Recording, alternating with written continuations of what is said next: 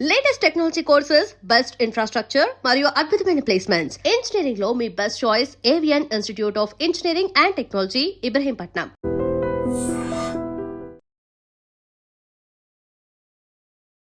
నమస్తే గురుగారు. శ్రీమాత్రే నమః. శ్రీమాత్రే నమః. సంకష్టహర చతుర్థి.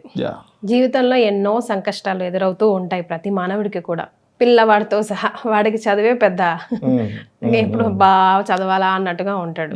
సో ఇలాంటి చిన్న పెద్ద సంకష్టాలన్నీ దూరం అవ్వాలంటే ఈ సంకష్టహర చతుర్థిని ఎలా సద్వినియోగం చేసుకోవాలి గురుగారు? తప్పకుండా. అయితే మీరు ఒక మాట అన్నారు, పిల్లవాడికి చదువు కూడా కష్టం అని. కానీ నిజంగా చూస్తే తల్లిదండ్రుల పాయింట్ ఆఫ్ వ్యూలో చూస్తే అది కష్టం కాదు, పిల్లవాడి దృష్టిలో చూస్తే కష్టం. ఎందుకంటే తల్లిదండ్రుల పాయింట్ ఆఫ్ వ్యూలో ఎలా ఉంటుందంటే, వీడు చదివితే వీడు బాగుపడతాడు, మంచి అభివృద్ధికి వెళ్తాడు, మంచి జాబ్ వస్తుంది, మంచి కెరియర్ ఉంటుంది, మంచి లైఫ్ ఉంటుంది. అజ్ఞానంలో ఉన్నప్పుడు వాడికి కష్టంగా అనిపిస్తుంది. అదే పిల్లవాడికి లేదు చదువుకుంటే మంచి లైఫ్ ఉంటుందని మైండ్లోకి వెళ్తే అది కష్టంగా అనిపించదు. ఇక్కడ ఏమవుతుందంటే, మనం కూడా చాలా విషయాలు కష్టం కాని కష్టం అనుకుంటుంటాం. సంకష్టహరి చతుర్థి చేయడం వల్ల ఏమవుతుందంటే, ఫస్ట్ ఆఫ్ ఆల్ మనకి జ్ఞానం పెరుగుతుంది. ఎందుకు అంటే, గణపతి జ్ఞానకారకుడు, ఆనందకారకుడు అని చెప్తారు. మనకి లలితా సహస్రనామాల్లో కామేశ్వర ముఖాలోక కల్పిత శ్రీ గణేశ్వర అనే నామం ఉంటుంది. బండాసురుడు యొక్క తమ్ముడు ఆ లలితాదేవి యొక్క సైన్యానికి, బండాసురుడి సైన్యానికి యుద్ధం జరుగుతూ ఉంటే వాళ్ళు విజృంభించేస్తున్నారని తట్టుకోలేక ఒక విఘ్నశిలా యంత్రాన్ని పైనుంచి విసిరేస్తాడు. అప్పుడు ఆ విఘ్నశిలా యంత్రం ఎక్కడ పడితే వాళ్ళందరికీ కూడా నిరుత్సాహం వస్తుంది. ఏం యుద్ధం చేస్తాం, అలా నిద్రపోతాం, ఎంత బాగుందో నిద్రపోతే, ఈ యుద్ధాలు, ఈ గొడవలు ఇవన్నీ అవసరమా మనకి, నిద్రపోతూ ఉంటారు.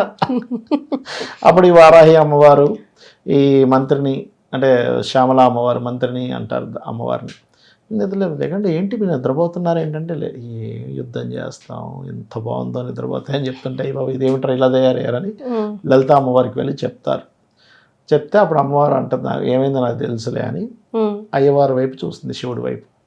నువ్వేం చేయొద్దన్నాగా, నేను కూర్చోమన్నాగా నేను కూర్చున్నా అంటాడు.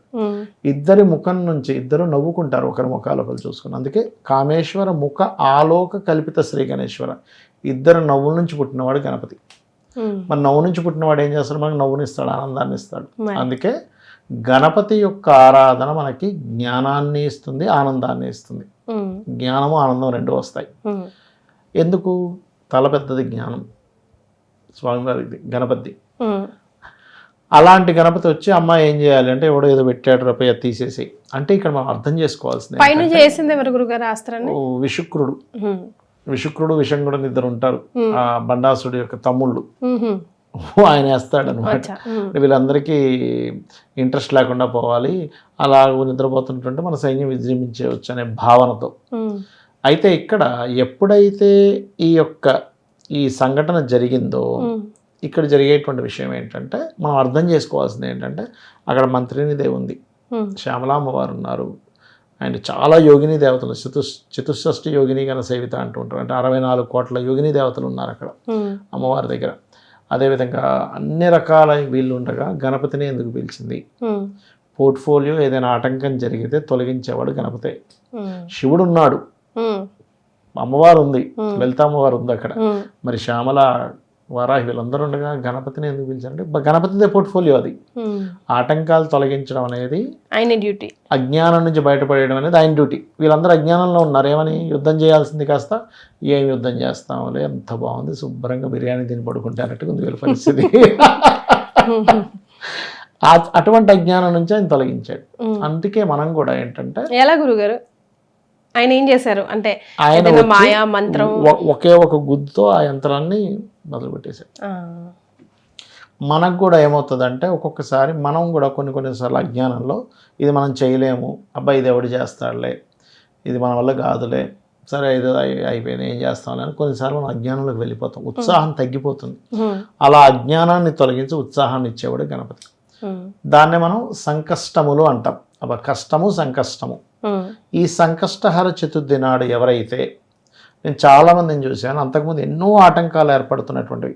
ఎలాంటి ఆటంకాలు? చదువు ఆటంకం, లేదా ఉద్యోగం ఆటంకం, పెళ్ళి ఆటంకం, పిల్లలు పుట్టడంలో ఆటంకం జరుగుతున్నటువంటి వాళ్ళందరికీ కూడా, వాళ్ళకి ఏదో ల్యాండ్ ఉంది, అది ఆటంకాల్లో ఇరుక్కుపోయింది, లేకపోతే రావాల్సింది, ఏ ఆటంకాన్నైనా తొలగించేది గణపతి. అతన్ని ఆ రోజు సంకష్టహర చతుర్థి నాడు ఉదయం పూట చక్కగా మీ కాలకృత్యాలు తీసుకుని నిత్య పూజాది కార్యక్రమంలో ముందుగా గణపతిని పూజించాలి. గరికతో గణపతిని పూజించమని చెప్తుంది శాస్త్రం. ఇందులో మనం రకరకాలు చెప్పుకున్నాం. ఇప్పుడు ఏది రకరకాల మార్గాల్లో చేయొచ్చు గణపతిని. ఇందులో సంతానం కలగట్లేదండి ఎవరికైనా, గణపతి తర్పణ ప్రియుడు అంటూ ఉంటారు. అంటే తర్పణం అంటే చాలా ఇష్టం ఆయనకి.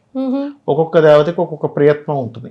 దుర్గాదేవి హోమ ప్రియత్వం, విష్ణువు అలంకార ప్రియుడు, శివుడు అభిషేక ప్రియుడు, అలాగే ఇతను తర్పణ ప్రియుడు, సూర్యుడులాగా. సూర్యుడు కూడా తర్పణ ప్రియుడే. అయితే ఈ తర్పణ ప్రియుడైనటువంటి గణపతిని గనక గంధపు నీటితో గనక తర్పణం వదిలితే సంతాన ప్రాప్తి. ఓకే, అలాగే శత్రుబాధలు ఎక్కువగా ఉన్నాయి, కుంకుమ నీటితో తర్పణం చేయాలి.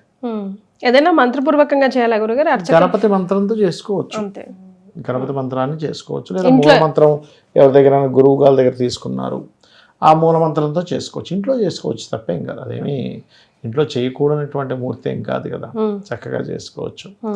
అండ్ అదేవిధంగా మరొక విషయం ఏంటంటే స్వామివారికి గుంజీలు తీయడం చాలా మంచిదని చెప్తూ ఉంటారు. ఎందుకంటే ఆయన ఆనందిస్తాడంటారు. ప్రదక్షిణము గుంజీలు తీయడం అనేటువంటి చాలా ప్రధానమైనటువంటి అంశంగా చెప్తూ ఉంటారు.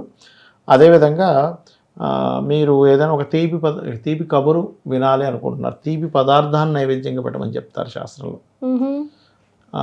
బాగా ఎక్కువ ఆటంకాలు ఉన్నాయి, గరిక నీటితో తర్పణం చేయాలి, గరికతో హోమం చేయాలి. ఇట్లా రకరకాల అంటే తాంత్రికమైనటువంటి వాటిల్లో కొన్ని మంత్ర సంబంధించిన, యంత్ర సంబంధించిన, తంత్ర సంబంధించిన వాటిలో ఇలా చెప్పడం జరిగింది. మనకు ఒక గణపతి కాదు 32 గణపతులు అని చెప్పారు శాస్త్రంలో. కొన్ని శాస్త్రాలు అయితే 52 గణపతులు కూడా చెప్పారు. ఇలా రకరకాల గణపతులు. ఇప్పుడు మనకి శక్తిపీఠాల విషయంలో కూడా కొన్నేమో 51 శక్తిపీఠము, అష్టాదశ శక్తిపీఠాలు 18 అని చెప్పారు, కొన్నిట్లో 108 అని చెప్పారు. ఇంకా కొన్ని దేవతా వాటిల్లో అయితే 64 కోట్ల శక్తిపీఠాలు ఉన్నాయని చెప్పారు.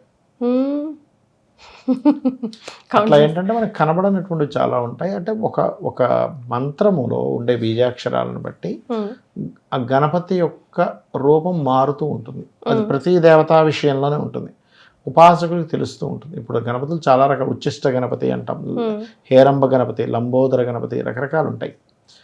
అలా ఏంటంటే మీరు గణపతిని ఏ సంకల్పంతో ఎలా అయితే ధ్యానిస్తారో ఆ యొక్క విషయంలో మీకు ఆటంకం తొలగించడానికి గణపతి చాలా చక్కగా పనిచేస్తాడు. అలాగే ఎవరికైనా బాగా ఆటంకాలు ఉన్నాయి, లైఫ్లో అన్నీ ఇరుక్కుపోయి ఉన్నాయండి అంటూ ఉంటారు.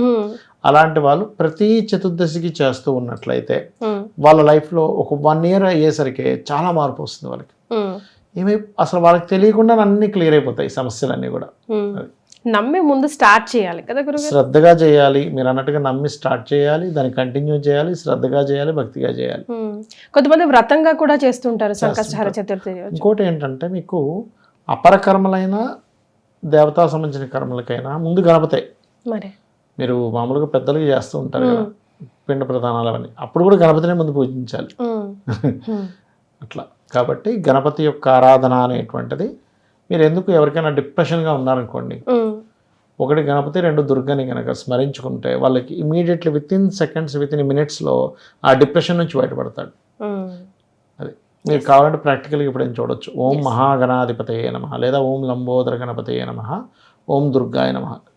ఎందుకంటే ఈ కలియుగంలో కలౌ చండీ వినాయక అంటే త్వరగా ఫలితాన్ని ఇచ్చేవి చండీ ఒకటి, వినాయకుడు ఒకటి. సో ఎస్, మీ జీవితంలో ఏమైనా సంకష్టాలు ఉంటే కనుక గురుగారు చెప్పింది పాటించండి, మెల్లగా అన్నీ తీరుకుంటాయి. ధన్యవాదాలు గురుగారు. శ్రీమాత్రే నమః. And for more videos, please subscribe to iDream. Please subscribe to iDream. Please subscribe iDream. And please subscribe to iDream. For more videos, subscribe to iDream. please like, share and subscribe to the channel. Congratulations, iDream. Subscribe to iDream. Subscribe to iDream. So subscribe to iDream Media. iDream ki iDream team andarki huge congratulations. Please subscribe iDream Media. Please subscribe to iDream. Subscribe iDream. Please subscribe to iDream. iDream అంటే నా కళల ఛానల్ను subscribe చేసుకున్నారు, నోరు తిరుగుతలేదు, మీరైతే గంట గుర్తు కొట్టండి. For more such videos, please subscribe to iDream. Subscribe to iDream. Please subscribe to iDream. Please subscribe iDream Media. Please do subscribe to iDream. Please subscribe to iDream Media. For best entertainment and information, please subscribe iDream. And don't forget to subscribe to iDream.